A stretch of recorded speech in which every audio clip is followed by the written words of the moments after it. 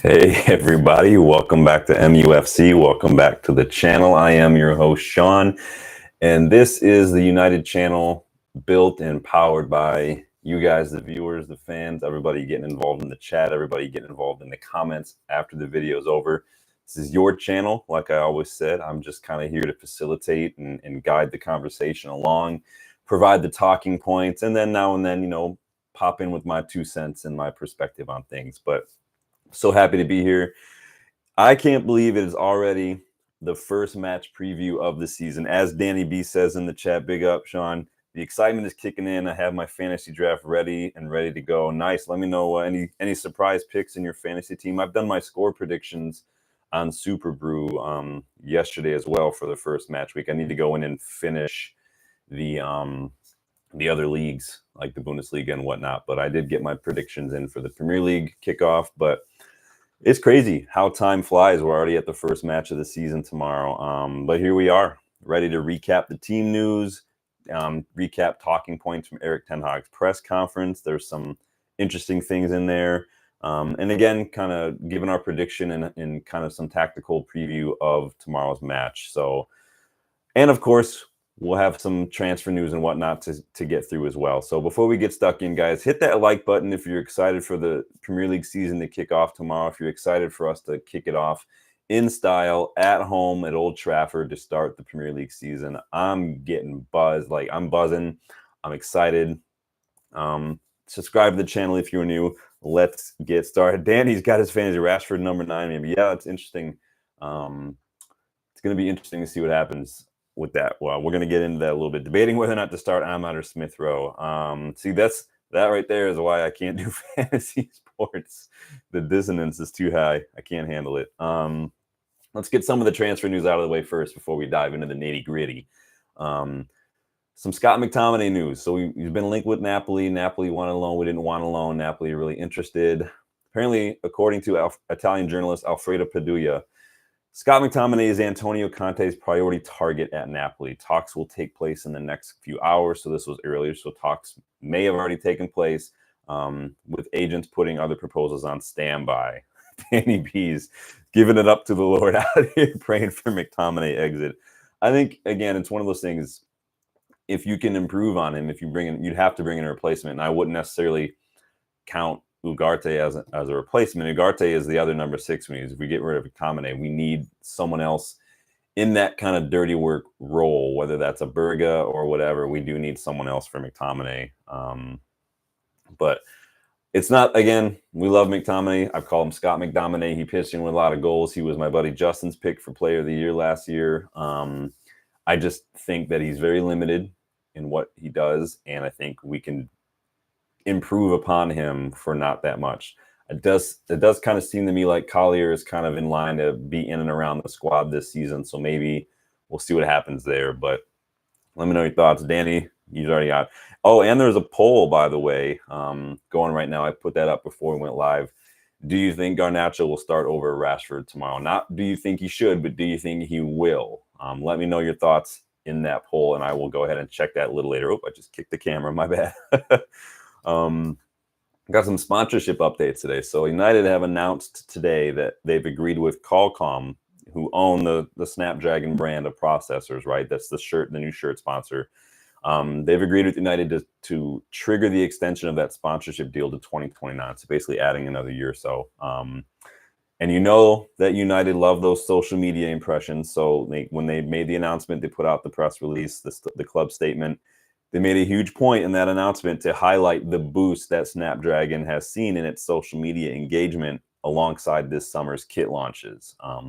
Obviously, everyone's really feeling these kits. I think they're fire. I know you guys love them. Are you going to be grabbing one? Let me know your thoughts. I mean, that's a lot of money. So since the release of the 3 iconic shirts for the 24-25 season, the content featuring the Snapdragon logo has amassed over 2 billion digital media impressions, which is more than any other partner launch in the club's history. Snapdragon Insiders, which is a global community of Snapdragon enthusiasts. Apparently, there are fan clubs for processors now. That's a thing. But apparently that has grown 256% in the month after the release of the home shirt back in July. So Nick, welcome to the chat, man. Big up. Good to see you, my friend. So yeah, because of the boost that Snapdragon got, they've gone ahead and extended that sponsorship. Remember, it was a huge sponsorship deal. It gave us like an extra, 70 some odd million a year. It's going to be interesting. Nick says, I do think Garnacho will start over Asher. All right, big shout, man. I think that he should. Whether or not he will, we'll get into that a little bit when we talk about team news in the match preview. But that's an interesting one. Like, I think you're not alone. Danny B says, I'm tempted, but I haven't gave Glazers money in nearly a decade. I get a fake one, white one from China. So yeah, I usually get mine on eBay. Most of them are real, right? Like, this is a real shirt. It's just someone else's that they bought and they put on eBay. I know the Glazers are not taking any dividends anymore, right? So I've relaxed my stance on that a little bit. I still probably won't buy one from the mega store simply because they're expensive. I'm one of the people who are like, man, I know if I just wait and look around on eBay for a little bit, I can get a jersey for like $50, and that is what it is. I don't spend more than like 50 on the jerseys when I get them. I use a lot of I've gone to different sites. I've done like Go Shop and stuff just to see what they're like. So maybe you guys can guess which ones are legit and which ones are not when I wear them. 105, yeah, man. Like my buddy Justin, who you might meet at some point on the channel, he always goes for the authentic stuff. So he's dropping like 150 on like Bellingham long sleeve and stuff. And so he is all about it, which, hey, I respect that. You want to know you're getting legit stuff.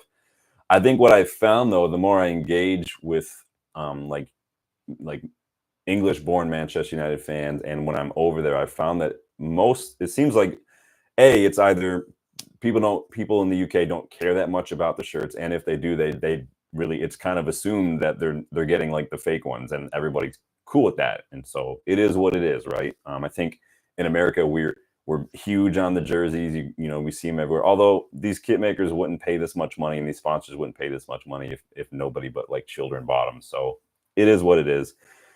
But sponsorship extending that deal. So not much else transfer news going on. There's been some more Ugarte stuff coming up, but it's mostly the same stuff that we've been talking about. So Danny B says the new white one is the best shirt in a long time. Yeah, the white one, I'm gonna have, if they hadn't released that in a long sleeve, it is nice.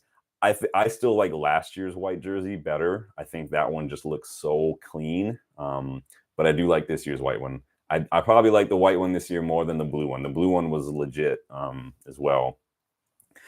So let's talk a little bit about Ten Hag's press conference today. First pre-match press conference of the new season. Let's dive in. So obviously we know we've got some injuries to the squad.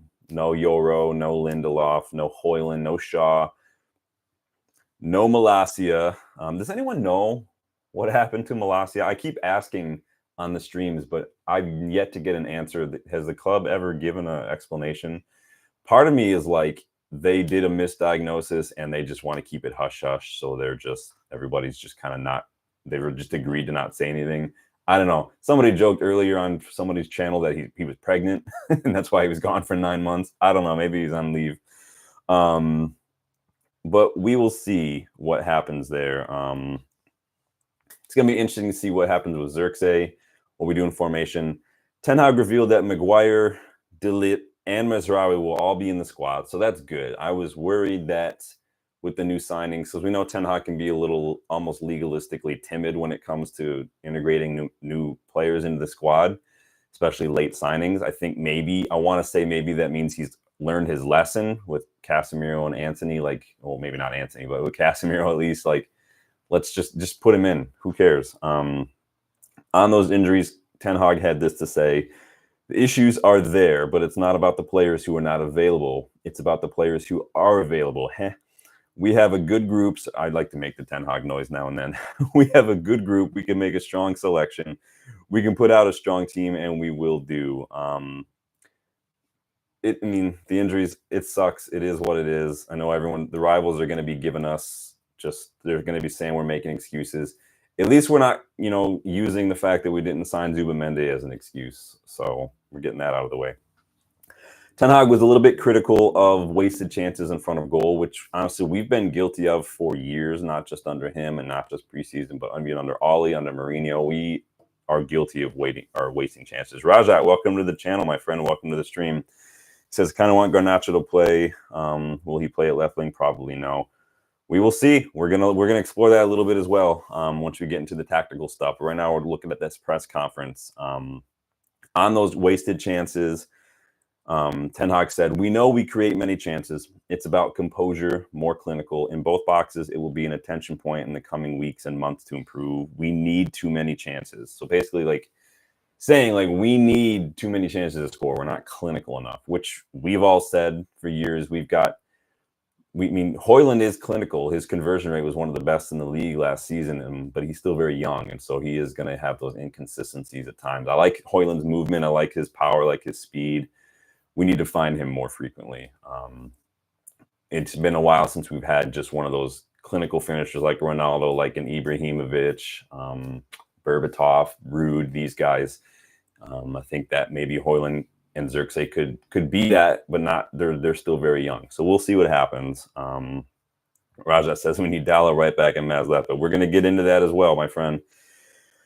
On Mazraoui, as you guys are mentioning, Ten Hag mentioned that both he and Dallo can play left back. So it's going to be interesting to see where the new signing plays if he does start. I say if he does start because we don't know yet. Left or right. Ten Hag also praised Mazraoui's press resistance, which is going to be very key, right? This is almost an invaluable trait these days with the way teams press. Ten Hag said it's quite difficult to put him under pressure, especially in English football. That can be very beneficial. So I like that. I like that Mazraoui's press resistant. We know he's got good take-on numbers, good progressive carry numbers, good ball progression numbers, and good interceptions. So I think it's going to be a revelation in terms of right back. I'm not saying Wan-Bissaka was bad or anything. I think just Mazraoui is just what he does well. He does very, very well. And so we're going to see what happens there. I was a little concerned here. So Ten Hag, he admitted for some reason that he doesn't feel like the team is quite ready yet. Now, maybe he's downplaying. Maybe he's not trying to put too much pressure publicly or whatever. I don't know. But he says, we are now working together for, say, 10 days. So we haven't been working together very long. I'm not having that if that's how he really feels. They're professional footballers. Everybody should be ready at this point. Rashford should definitely be ready. Garnacho, Bruno, these guys looked ready when they came on. Licha looked ready when they came on. De Ligt, Mazraoui, they were in the matchday squad with Bayern in their friendlies. They should be ready. So let's just get it going. Play our strongest side now. This ain't the friendlies anymore. This isn't the Community Shield. I can't be having any more of this timid approach to easing in new signings. Just do it. Just get them in, get them playing, and let's see what they can do. We can make changes if you need to, but why wait until you're down a goal or two to scramble and do that? Just start strong, see what happens, and if you're up by a couple goals, we can just make some rotations if we need to. But oh yeah, Raja mentions Cavani. Cavani, what could have been with Cavani? He was so good, and then it was like Ronaldo came in. Cavani had to give up that number 7 shirt, and it was like he just stopped caring. Such a bummer. But I forgot about Cavani. Some good. Remember that goalie, that like long range effort he put in that one match. Who was that against? Let me know in the comments if you remember. Fulham. What is their team looking like these days? So no Tim Ream anymore. He went to the MLS, right? I think he's with Charlotte. No Tosin. He joined Chelsea as a free agent. Willian is gone, I believe, right? João Polini obviously went to Bayern Munich. Marco Silva did have some comments about new signing Emil Smith-Rowe the other day in his presser. He said he hasn't played games consistently, so it's going to be a process for him to be in his best physical condition, but we have already seen that he can make an impact. Fulham have yet to replace Paulinho, though, in terms of that like-for-like ball-winning kind of destroyer midfielder. There's a chance we could do some damage in that midfield if we can move the ball a little quickly, especially on the counter. Sasa Lucic, Reed, Andreas Pereira, Emil Smith-Rowe, these guys aren't defender like defensive midfielders. And so there's a chance that we could do some damage in that regard. Especially if Ten Hag lines us up with like this Bruno up top and almost like the false 9, and then we've got like another midfielder behind him. I think if we have an extra body in there moving around and getting involved, there's a chance we could really do some damage. So we'll see. Nick says Fulham are quite tricky. They can be. They look a lot different now than they did last season. So it's going to be interesting to see how well these new signings kind of integrate and how well they compensate for losing some key players like Paulinho or Willian, and also not really quite replacing them as well. So it's going to be interesting. Rajat, not really any updates for Ugarte, just the same stuff. What you're going to find out about me when it comes to like the daily roundup, I might not even I don't really bring up stuff when it's just kind of the same recycled news, basically, when it's like a non-update. And there's even times when I might not even do 2 shows in one day if there's not any news, because I don't really think that's fair to you guys just for me to come on and try to get views and try to get clicks and engagement and just to say the same thing I said a couple hours ahead of time. So I'm sure you guys have better things to do than to listen to me basically say the same stuff, because if there's no news, I'd rather just not do that to you guys. So I try to be respectful of that in that regard. So hopefully you understand. It's not that I don't care or anything. It's just I like to have something to talk about. I don't just want to sit here and talk. I do have other stuff, other topics kind of set aside for those rainy days when there's not much else to talk about. Kind of like the Rashford one we did the other day. If you haven't went and gone and checked that out, go ahead and do so. Those kind of videos I'll have set aside that are kind of just universal, kind of evergreen, really. So we'll see. Again, I think that if without like a Paulinho replacement, we could have a chance to do a little bit more in the midfield than we could have otherwise done with Hughes still there. Raja says if McTominay leaves, then Ugarte will come. Hopefully, that's the word on the street. We need to sell somebody. So what to expect from Fulham? What to expect tomorrow? If you look at their last several matches with Fulham, it's been close affairs. Like talking like 1 goal margin of victory. Aside from that FA Cup match against them, which was like over a year ago now, our matches against Fulham, again, tend to be won by a single goal. And a few of those goals were stoppage time winners. And that I'm including, Fulham's when they beat us last year in the 90 plus like 7th minute stoppage time. And that was from Iwobi. The club reminded us of that earlier today. Fulham's official Twitter account put out a tweet saying 90 plus 7 and showing. I mean, it's so weird when the clubs do that to me. What do you guys think of that? I mean, that's like some Arsenal level tin pottery, in my opinion, doing stuff like that. I would be embarrassed if United did stuff like that against the opposition. That would be so weird. Other than that one-off match, it's been mostly United, but again, one goal margin. We had 1-0 victory, a 2-1, 3-1 in the FA Cup, 2-1, I think 1-1, and then 2-1. Under Ollie, we tended to score a lot more goals in general. So under Ollie, our matches against Fulham were like 4-1 and whatnot. So that was common under Ollie. Ollie's philosophy was just score more than the opposition. Like that's all we want to do, just counterattack and score more, which I'm here for, honestly. But I like to have a plan B sometimes. Danny B's Ahmad time to shine tomorrow. Raja says good that preseason Pirlo, like talking about Andres Pereira. Andres Pereira, he did that interview with Rio on 5, right? And he had good things and he had some frustrating things to say about United. Obviously, he went back to Brazil to play on loan for a little while, and then he obviously went back to Fulham, and he's given more of a major role, more prominent role at Fulham, and he likes that. I think that, again, he's one of those players who he's not bad. It just wasn't what we needed, quality-wise, talent-wise, whatever you want to say. So he did score that nice goal in preseason, though. I'll give him that. So under Marco Silva, Fulham tend to go in a 4-2-3-1. And they didn't really end last season on a very positive note. Their only win in their last 5 matches to close out the season was actually on the final match day against relegated Luton Town, right? Did anyone watch any of their preseason matches? I'm not going to watch a whole lot of other preseason matches. I barely wanted to watch United's preseason matches. It was one of those things. It was like you don't want to watch, but I watch it it's like I almost feel like I have like the power to not get injuries if I'm watching the match, but apparently I don't because it didn't work. But speaking of preseason Pirlo, so I am curious to see how Pereira, Emile Smith-Rowe, Iwobi. I'm curious to see how all these guys play together. They're basically a lot of attacking-minded players without a whole lot of defensive-minded midfielders in there as well. I want to say when I looked on SofaScore that Emile Smith-Rowe was kind of playing in the double pivot. If someone knows, you can correct me. Danny says I didn't hear, but but he heard Smith Rowe scored twice. And yeah, he's getting some goals. He's kind of playing in a little bit of like an 8 or like a box-to-box kind of thing. But they're like the way Fulham play, and so we'll dive into this now. Their midfielders and their wingers kind of rotate to create kind of confusion, to kind of draw the opposition midfielders towards one and leave the other one open. They'll have their wingers engaged, but then they'll have their midfielders run up, and so now the defensive midfielders got to decide who they're going to mark, and it can cause problems. Adama Traore, I think, started in their last friendly as well. I forgot that they signed Adama Traore. I feel like I remember him when he was at Middlesbrough, and he was like a right back, I want to say, at Middlesbrough.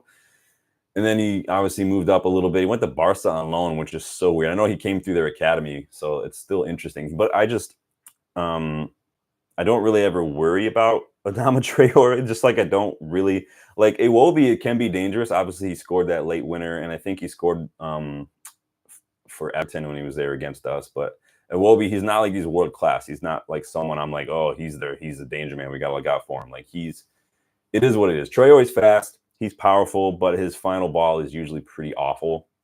And so if you could just cut off the pass or just kind of stick with him a little bit and just kind of make sure he has no opportunity, you're going to have a chance. But Rajat says, feel that Erik ten Hag will play Bruno as a 9 and Mount as a second striker 10. I don't know. Yeah, it's going to depend on what Ten Hag is going to do with Xerxes. We know Ten Hag can be a bit strict when it comes to the fitness, but he said that De Ligt and Mezraoui are going to be part of the squad. Does that mean they're going to start? You have to start De Ligt at least, right? And we don't have any left backs, so both of them have to start. There's literally no choice but to start those two. So there's no excuse not to.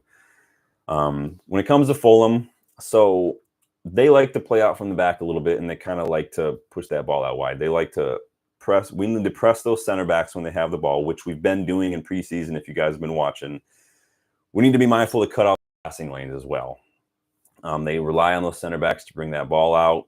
Where they could cause problems in that regard is if we're not switched on. Okay, again, like I said, their wingers and their midfielders kind of rotate. Their fullbacks can also get involved to make those triangles. If we're not alert to that, it could be easy for one of our midfielders, again, to get drawn out, leave that winger to come in and kind of get drawn into the midfielder with the ball and leave an option open when those midfielders get into advanced positions.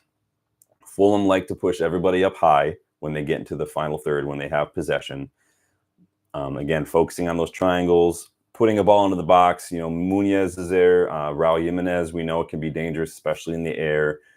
It can be overwhelming from a numbers perspective, but it does leave them vulnerable against a counterattack. Now, under Ten Hag, we're not typically a counterattacking side, as in that's not our plan A. We are a transition side, but that doesn't necessarily mean counterattack. Yes, all counterattacks are transitions, but not all transitions are counterattacks, if that makes sense. But again, without that defensive midfielder like Paulinho, there's not that extra bit of security from Fulham's perspective. If, you know, they maybe lose the ball, they don't have a chance. They don't have that strength there to win it back. So who knows if Silva is going to persist with that tactic without Paulinho replacement. They tend to defend a little wide, constrict that midfield, but that could play into our hands, especially, like I said, if they're vulnerable on the counter, they defend wide. If we could look, like I've said many times, like I know that Ten Hag wants to build out from the back, but if the counterattack opportunity is on, if the switch of play was on, if Fulham are advanced and we have the opportunity, we need to take advantage of it. We have the players for it. We need to take advantage of it.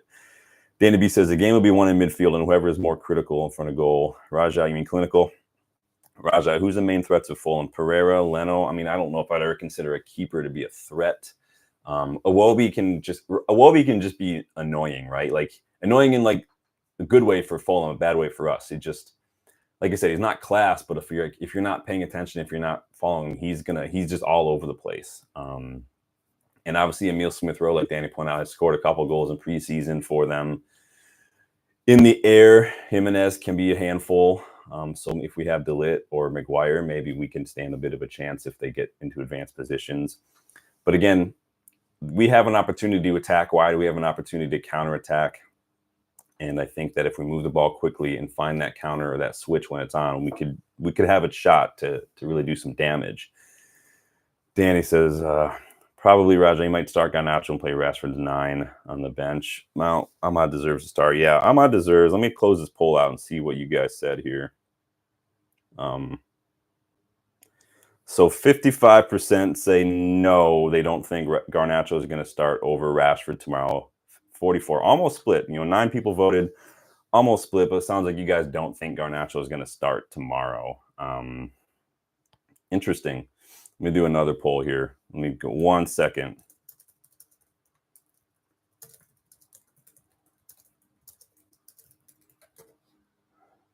All right, I've got another one up for you guys. Go ahead and let me know your thoughts on that one now. Do you think Xerxes will start tomorrow? Let me know. Danny says, don't start, I'd be pissed with Eric Ten Hag. Again, on merit performance, even last year performance, Ahmad and Garnacho probably deserve to start over Rashford. But like someone mentioned earlier, if Xerxes doesn't start, there's a chance Rashford could be thrown in as the 9. We will see. Let's look at how United might be setting up here. So we'll probably, again, we're likely going to see the 4-2-3-1. But as we've seen, that 4-2-3-1 also shifts into a 4-2-4 without the ball, and kind of a 3-1-6 kind of situation when we're building out from the back a little bit. We've seen the defenders will split, and usually one of the fullbacks will cut in alongside the 6, and it kind of becomes an interesting shape. But what that does is it causes the opposition to come mark that fullback, and it leaves one of our wingers wide. Usually it's Rashford. Usually it's the left back who will cut in and do that. Who I'd like to see in the starting 11 compared to who might actually start are not necessarily going to be the same. I think that, and I said in my video, and as we've just been talking about, I think that I'd prefer Garnacho and Ahmad to start on the wings and with Rashford on the bench. I don't think that's going to happen. If you want to learn more about what my thoughts are on that, go check out that Marcus Rashford video from the other day. I take a look at some statistics and just performances on and off the pitch as well compared to Garnacho and Ahmad, things like that. So let me know who you think is going to be in the starting 11. I'm going to go through with who I think might be in the starting 11. So I think it's going to be Onana, Dalot, De Ligt, and Licha partnered up. Ooh, chef's kiss that. And I think we're going to see Mazraoui.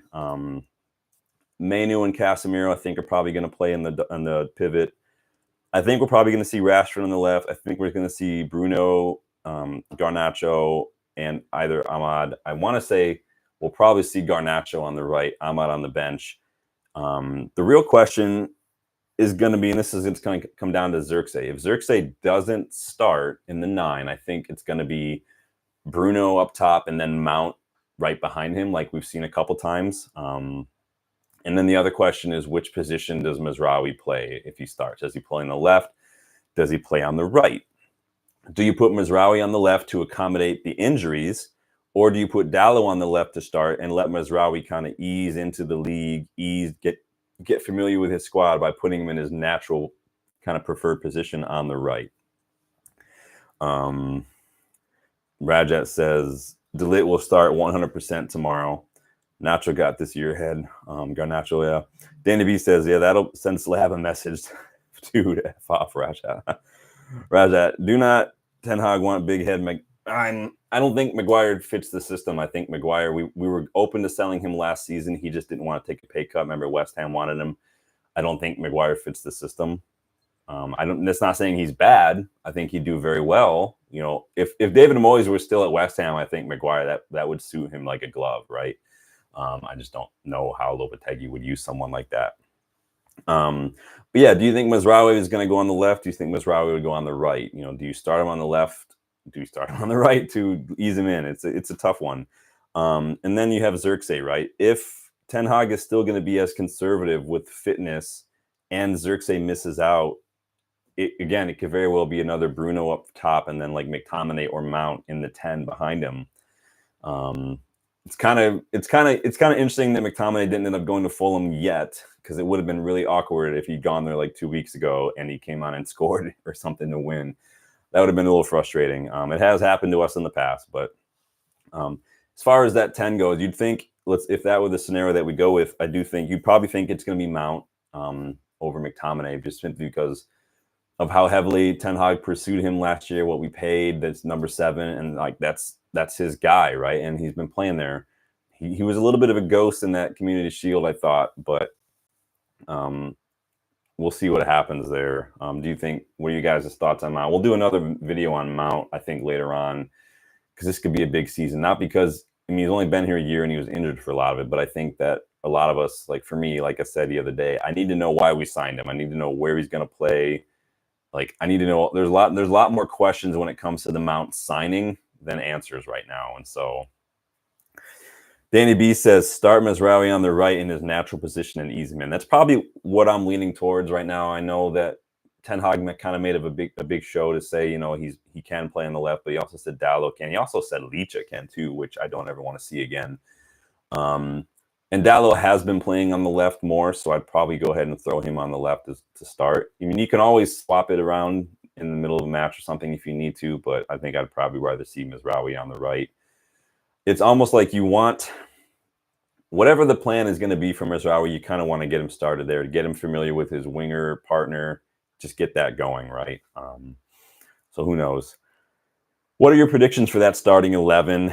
Will we see McTominay start? Will we see McTominay in the squad? What about Palestri? Palestri was in the squad in the Community Shield, came on, played right back for some reason. No one really knows what's going on with Palestri. Bologna were linked. I thought like there was another club as well. I thought it was another Italian club. Somebody let me know and remember what that was the other day. Again, Mazraoui, left or right? Do you think Xerxes will start, or maybe do you bring him on in the second half to kind of like what we did with Højlund?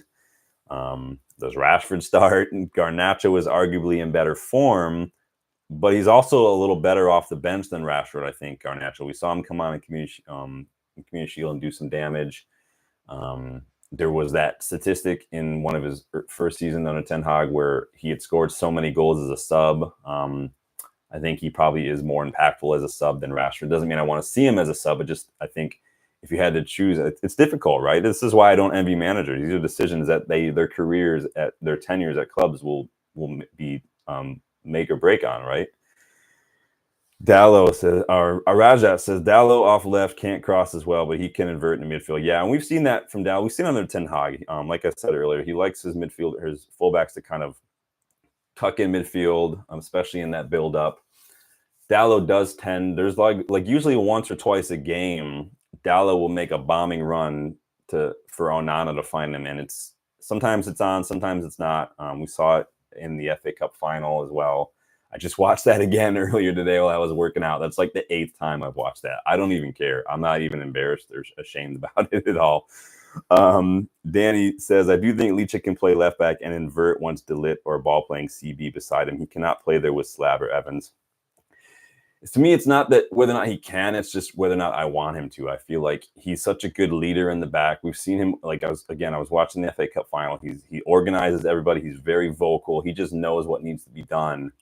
And not only does that mean he does it, but he knows how to organize. And I think that that's good leadership. And I don't want that isolated and back in the corner. I want that active. I want that protecting. And so I don't want to see De Ligt and Maguire. I don't want to see De Ligt and Evans. I want to see De Ligt and Licha. I want to see our partnership moving forward. I want to see that partnership play. So not saying you're wrong. Again, we've all got the perspectives, right? I mean, I think he can play there. Obviously, he did play there. Community Shield. I think we missed out, especially if we're facing a press and Onana's got to get the ball out. I don't trust Licha to win those kind of lofted passes against these wingers or these strikers out there on the wide positions. We saw him kind of get out jumped a couple times in the Community Shield. And so I think it's kind of like playing Manu as like a holding 6 rather than allowing him to move forward and get involved. He can do it, but you're taking away so much from his game by sticking him in that position. So I hear you. If I had to guess, I would say Rashford starts and Garnacho and Xerxes come on in the second half. Bruno up top, Mount and/or McTominay in behind to kind of just do what we've kind of been doing the last few matches here. We'll probably, as far as defensively goes, again, that 4-2-4, we make kind of that hexagon shape in that pressing system when the opposition have the ball and they're trying to like get it out of their area. Have you guys noticed that shape that we have? The two advanced attackers. So in preseason, it was, you know, that Bruno and like the false 9 or the number 10 would kind of split off a little bit. So sometimes it was like Jaden and Bruno, Jaden McTominay. These guys would kind of play side, and then we'd have Rashford and like the winger off white, and then you'd have like Manu Casemiro, and it makes this hexagon shape. Those two advanced players we'll press, but there's triggers. When the ball gets played back to the keeper, back to the center back from like the fullback, we press. When the ball goes wide to the fullback, that's our sideline pressing trigger, where everybody kind of makes that pressing shape. Now, the system is fascinating to watch. It's a good system.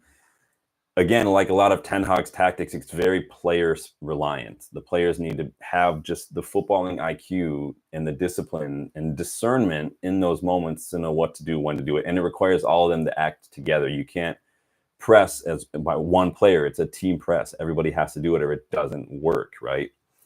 We need to be aware of cutting off the opposition passing lanes when we're pressing and we're closing down the center backs. We need to make sure we're aware of what's going on behind us. And the two advanced players need to be aware to drop back quickly enough to make sure that opposition doesn't find the central pass. When that central pass is on, usually the wingers will come in and cover that. And that's why you've also seen our wide players tucked in a little more centrally sometimes, kind of playing off that, because their job is now to engage with that press as well when we're defending. Rajat says, I think Casemiro and Manu will work as pivot. Can't leave Casemiro alone dealing with Fulham.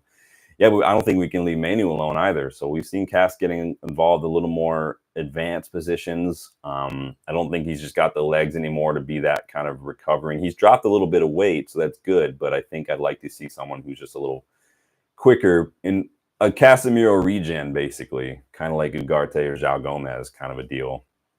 Onana, no more jelly hands, says Raja. What does that mean? So I think that hexagon, that pressing system that we've employed can work well against Fulham's tendency to kind of build out through their center backs. We saw it in preseason as well. Our trigger, you know, when the ball is on the center back, that's our trigger to press. But again, this only works when you press as a team. And so Rashford's going to have to do a lot of the dirty work. Sancho's going to have to do a lot of the dirty work if he starts. Forgot even about Sancho, right? Let me close this poll and see where you guys are feeling as far as Xerxes. Do you think Xerxes will start tomorrow? 60% say yes, 40% say no. Okay, so interesting. A lot of people are having faith in Ten Hag, kind of throwing him in right away. I like that. Danny B says, give me a percentage on if you think Erik Ten Hag will start Ahmad. It's a big fantasy decision because Smith Rowe is nailed on to start. Good to hear what you think. Oh, boy. I don't. If I had to guess now, I would say I don't think he'll start. I think Erik Ten Hag will start Rashford and Garnacho. That's just me though. That's just what I think. It's not what I want. That's just I'm trying to. It's like poker. Sometimes you got to play the opponent and not the situation. And I'm playing Erik Ten Hag, and I feel like Erik Ten Hag thinks Rashford is one of those players you play them back into form, and I think that he's going to persist no matter what. So,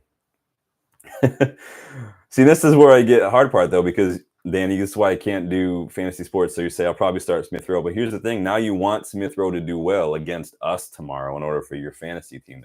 That's the dissonance that I can't handle when it comes to fantasy sports. In my head, like. I swear my head almost explodes or my ears start smoking because I've blown a chip or something, because that stuff, I can't handle that stuff.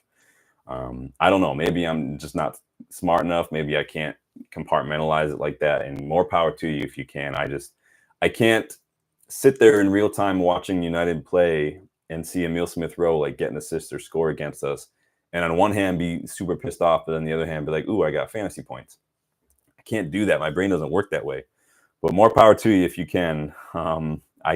It's hard because I can't even say like I hope you do well, because if you do and you start Emile Smith Rowe, that means that he did something. So it freaks me out. So here it is. So again, our wingers are going to situate a little more centrally in defense. They're going to mark out those passing options for the opposition defenders. So if the opposition puts that ball wide, our wingers have then the trigger to go press that and kind of force that ball back, basically. So again, all feeding into Ten Hag's tactic of press, win the ball in advanced positions, transition high up the pitch. That's the way we play.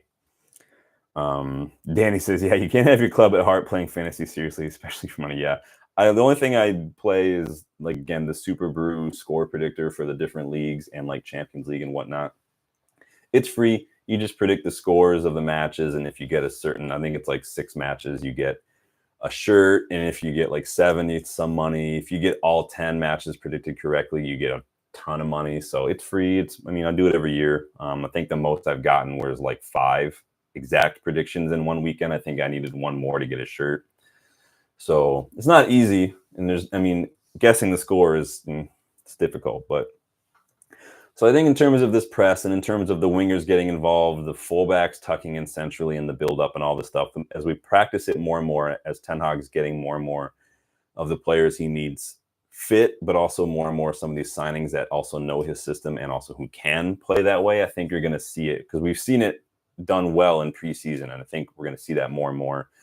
Hopefully it'll lead to more first turnovers for us. Hopefully it'll lead to more, that was like an NFL term, forced turnover, right? But you know what I mean. Hopefully it'll lead more to those quick transitions in the final third. And I like how we're playing out from the back. I know I've been critical of it in the last year, especially. I was only critical of it last year because we didn't have the fit players for it, and we still persisted with it. People think that playing out from the back didn't work. Yes and no. It does work when you have the players. It didn't work last year because Evans can't do it. Maguire can't do it. Varane, not the greatest at doing it as well. Varane's a good box defender. Like, we really need Licha, who's good on the ball. And so that's why, like, people are like, well, Onana can't do it. Well, Onana can, but Onana is just one component of that system. And when you don't have the other components, like, try to use your computer if you take the motherboard out. Try to use the computer if you take away the screen. Like, these are all components that together, like, make the system. And when you don't have one of them, the whole thing doesn't work. So, Darkrow, welcome back, man. How you doing, my friend? You missed some of the polls, but it's all good. You can go back and watch them a little later on. So pushing that fullback centrally to basically become a 6, again, leaves our wingers open to receive the ball wide. And I think that's where Fulham can be gotten. Obviously, it's where we want to do what we want to do building up. We saw this against Arsenal in preseason, if you remember that match. No, we didn't win the match. But again, preseason is more about trying that stuff out. Amas was pushing in centrally to receive the ball, and when he gets the ball, Rashford's wide open against Arsenal, if you remember that match, and that's kind of what we did. We saw this later on last season too, if you remember. Rashford is trusted in some of these situations to almost act as a wide playmaker, kind of like what Rooney started to do later on in his United career. Rooney started playing a lot of these long balls, started to drop a little deeper to get involved in the long passing and the build-up. And he's trusted to initiate that build-up and get involved. We saw some really good intricate play against City in the FA Cup final. We've seen him kind of picking out these long passes as well when he does get in those positions. He linked up pretty well with Amas as well. So I'd like to see us do this more often. I'd like to see Rashford kind of adding a couple of those extra strings to his bow as well. But I do think that he's starting to get a little frustrated not being kind of the go-to guy for the attack and for goals, but he's got to be a team player. And if he can't handle that, then that's why in that video the other day, go check that out again. This could be a make or break season for him. So Darkrow says, what's more effective, to have a fixed lineup against any opponent or change your lineup and adapt to the opposition lineup? I don't think it's both and I would maybe tweak the last part of that to say, is to adapt to the opposition lineup. I would rather say maybe adapt to the opposition tactics, because against certain sides, you have to, it's not that you have to, like, you're afraid, but like against Liverpool under Klopp, when they pressed so high, counterattacking was the best way to beat that. Against City, and I said it last season, you have to play a counterattack with the way they play. We set up perfectly against City in the FA Cup final. We sat deep, we prevented them from getting too much in advanced positions with their possession, and we hit them on the break. And that's what you have to do against certain opposition. I think it's both and. You want to have a style of play, but I think that we've also seen, and this was a big criticism of Klopp a couple seasons ago, even from Liverpool fans, that he doesn't have a plan B. This is a criticism of Jose Mourinho when he just wants to play counterattack. It was a criticism of Marcelo Bielsa at Leeds. He has the style, but you have to be able to adapt sometimes, depending on how the game's going, because you can play the same opposition twice and the game can go totally different, and that could dictate how you maybe adapt in a match. And this is why managers need to be able to adapt in a match as well. So you have to be able to, if you know you're going to be playing City, you know that you're probably not going to have a ton of the ball. You know you're probably going to be defending a lot, but you got to know that the counterattack is the best way to play against them. It's just the way you have to do it. So it's, in my opinion, Darko, it's both and, but I think it's more about opposition tactics than the opposition lineup, if that makes sense. But also you can know, looking at a lineup, if there's an injured player, or let's say you're playing, you're going up against, United last season, and you're like, okay, they're back, Maguire and Evans, and they play a high line, like we can get at them with a counterattack, just hit long balls over the top. Or Lindelof. When Lindelof was notoriously weak in a long ball situation, trying to win that first ball, he got done. I remember a match against Crystal Palace where he got done. I think it was by Ayew out jumped him, and they got a goal on the counterattack. So Danny B says, any update on Ferdy going to Brighton? Not that I've heard since this morning. The word was, we got the here we go from Fabrizio Romano.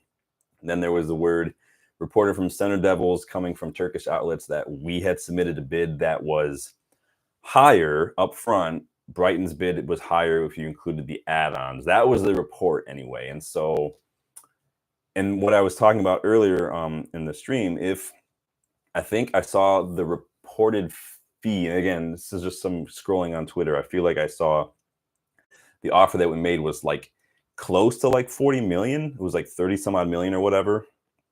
If that's true, what does that tell you about left back? That what that tells me is that we have zero faith in Luke Shaw being kind of our available starting left back moving forward, and we're looking to kind of already build on that.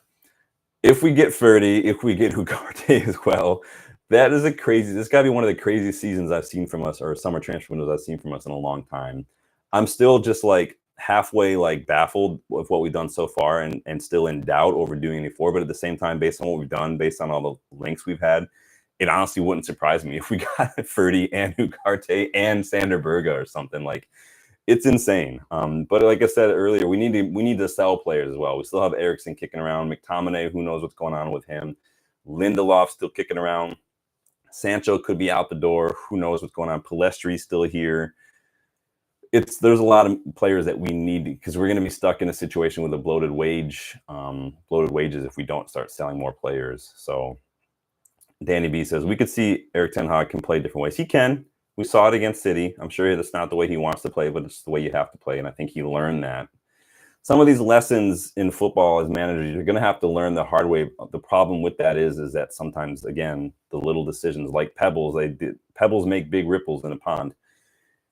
They can have really big consequences, and sometimes that can make or break your job. One bad result can see you. I mean, and I don't feel bad for managers, because you're going to get a big payout. You're going to be working again in a year or so. Like, I don't feel bad for managers when they get sacked. It is what it is. How many jobs has Jose Mourinho had? How many jobs has Antonio Conte had? Thomas Tuchel? These guys, they get new jobs. They get paid. We were still paying David Moyes up until recently, so I don't feel badly for any manager. Danny B says, we should have added Lindelof as part of the deal. And that's what I mentioned the other day, is like we could just say, like, hey, we'll throw in Lindelof, like, no charge. Well, you guys can have Lindelof. Here's a bigger upfront fee for Ferdy. Let's just get this done.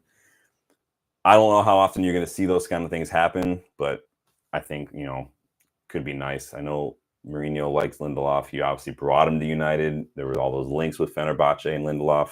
Who knows? This is going to be an interesting match. We can be hit or miss when it comes to the first game of the season. It's like every other year we like lose him under Van Gaal. Remember, we famously lost opening game. Ten Hag's first season in charge, we lost like the first couple, right? Last year we did win. I think, what did we play? Wolves? Yeah, we won. Obviously, there was a bit of controversy in that one, but we still won. Who knows? Get your score predictions in, guys, to close out the chat here. If I had to guess tomorrow, I think I'd put this in my score predictor on Superoo. I think I'm going to predict us to win 3-2. I think we're going to win 3-2, 3 points at home. I don't usually put my predictions for who's going to score, because I just feel like that's just a guess at that point, but why not? I think Garnacho will get one. I think Bruno will probably get one, and I will say we'll get a set piece goal either through Delit on a corner or Casemiro on like one of those free kicks that we put into the box that he's always so dangerous on. Why not? Let's just throw that in there. Let me know your score predictions in the chat. What do we got here? Danny says 2-1. That's a common scoreline for us against Fulham. He says Ahmad and Casemiro. Man, if Ahmad comes out and scores and Rashford just has another ghost of a performance, then Ten Hag really has no other choice. Like it can't be like an Anthony situation where he continues to persist. It's not, and it won't even be his fault, really. Again, it's said many times, the players pick the team in training and in performances. If Rashford's going to have a stinker and Ahmad and Garnacho are going to come on and outshine him like they've been doing, then Ten Hag has no choice but to bench him. I don't care if the owners or whoever pressure him. I don't care if Rashford's a high earner, if he's the talisman. I love Rashford to death, but if you're not helping the team with your performance, if he's going to have more of this horrible body language and this negativity on the pitch, then you got to ride the bench, man. It is what it is. But let me know your score predictions. I'm going to go 3-2 United. Danny says 2-1. Danny says, honestly, can't see Ten Hag benching Ahmad. He knows the system through preseason. I hope you're right, man. I really do. I just can't see it because I think that I don't know what it is with Rashford. He just always seems to start unless he's injured or if he's got some sort of disciplinary issue. So it is what it is. That is going to do it for the match preview, guys. I am buzzing. Are you buzzing? If you're buzzing, hit that like button for me and let me know how much you're buzzing to get the season started. It's been a summer. Obviously, we had the Euros and Copa America to kind of break up the lull, but it's good to see Premier League football back. I am excited. I will be at Loaded Dice Brewery tomorrow with the Detroit Red Devils supporters group, hanging out with my boy Dylan, who was here on Saturday for that one. So I will be back a couple hours probably after the final whistle tomorrow with my initial reaction. And then obviously I will be back Saturday to give my 3 thoughts on the match overall with a clearer head with another day. I'll probably watch it again before that because I watch every match at least twice, once live to enjoy it, and then again just to kind of look at like what's going on off the ball, shape-wise, movement-wise, and stuff like that. It's a good practice to get into. I highly recommend it if you have the time. But what do we got here? Danny B says, F it, I'm starting at tomorrow. Man, I hope that he does well. See, now you don't have the dissonance. Now you're fine. So see how that works? It is what it is, man. Psychology will kill you. So like the video for me, guys. If you're excited for Premier League to start again, and subscribe if you are new to the channel and you like getting involved. I just learned how to do the poll thing. If you notice, I look at the chat, but I'm more focused on getting your guys' thoughts in the moment in the chat. I haven't even really made a to explore what all the little features are. I told you I'm not technical. Like doing this for me is the equivalent of like giving my grandparents who are like in their 90s an iPad or something, like or a car with like a touchscreen and stuff. Like 99.9% of the features they're not ever going to use. They're going to play solitaire or something the whole time. So it is what it is. I rely on you guys for that, but I will see you guys on the next one. Thank you, everybody. Danny, Darkro, Nick, and Rajat for stopping by today. I appreciate you guys. I will see you guys tomorrow, hopefully after the match, hopefully after securing 3 points in our home opener to start the season. And I will talk to you guys in the next one. Later.